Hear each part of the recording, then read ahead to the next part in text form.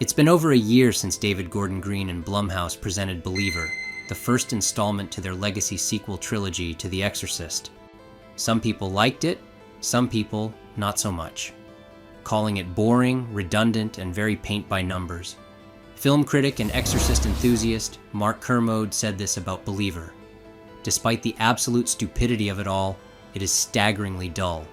It's hard not to compare it to the original because every other shot is a direct shot quote from the original.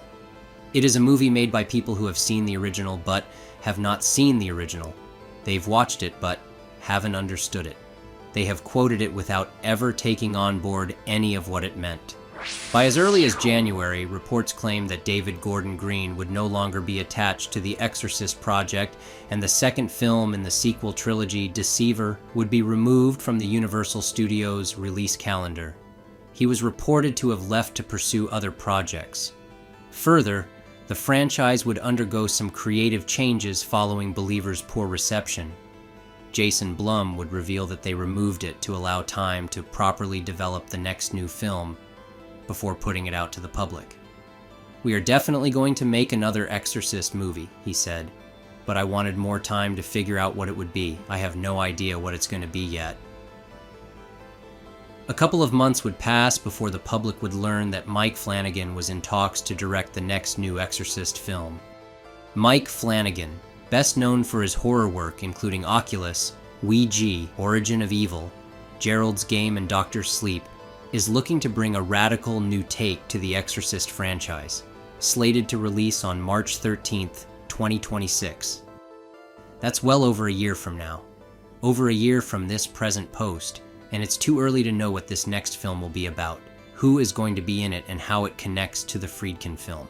We do know, from past posts and articles, that it's supposed to be, again, a radical new take that doesn't follow or connect to 2023's Believer. That trilogy was apparently scrapped by the studio in favor of a fresh start. We also know that Flanagan sees this as an opportunity to make the scariest movie he has ever made. He would further state that The Exorcist was considered the scariest movie of all time, at that time, and that modern audiences don't necessarily connect with the original film the same way, so it's his mission to try and make his film the scariest movie of the time. In other words, most likely something more appealing to modern audiences. So, will his film's projected demographic include the fans of the Friedkin film? Will Friedkin's podcast comment from 12 years ago prove to be correct? Again? You couldn't make The Exorcist today the way I made it. It would have to be ludicrous, the way all of these Exorcist sequels and rip-offs have been. You'd have to escalate all the special effects.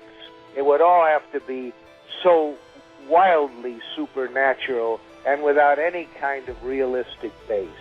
Now don't get me wrong, I like Mike Flanagan's work. I became a fan several years back with Oculus, Ouija, Origin of Evil, and The Haunting of Hill House.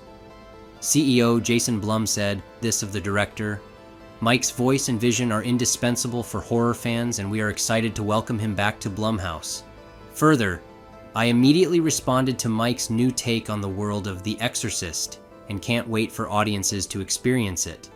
So yes, Flanagan is a competent director, and I hope this upcoming film is successful, but I'd be lying if I said that I didn't have my concerns. So much of the article content that's being parroted between these different outlets seems to reflect what was said about Believer just last year. Instead of a radical new take, it was Green's radical choices, both directors wanting to honor Friedkin's work while appeasing the palate of a modern audience. I can only hope that Flanagan had taken note of his predecessor's missteps. For example, in my opinion, Green made poor choices, beginning with shattering the Exorcist canon, as well as not keeping its integrity. Friedkin took the audience to real locations. It's about a real street in a real town. Unlike the original film, Believer took us to the made-up location of Percy, Georgia. Why? It might as well have been Haddonfield. Ellen Burstyn felt almost shoehorned in, and her character felt out of character. That patriarchy. Green didn't seem to have reliable technical advice regarding the subject matter and diabolical possession. In some 20% of the cases of diabolical possession and exorcism which we can study, the exorcist himself toward the end of the case has taken on the symptoms of diabolical possession.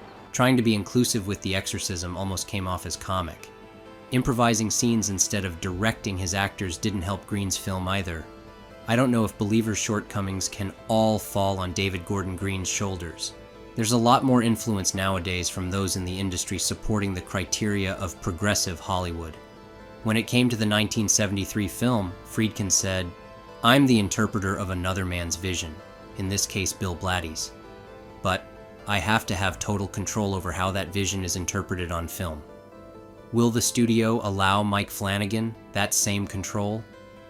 I can only hope that there is very little studio influence or interference regarding this next film. I hope that it will be a successful addition to this franchise.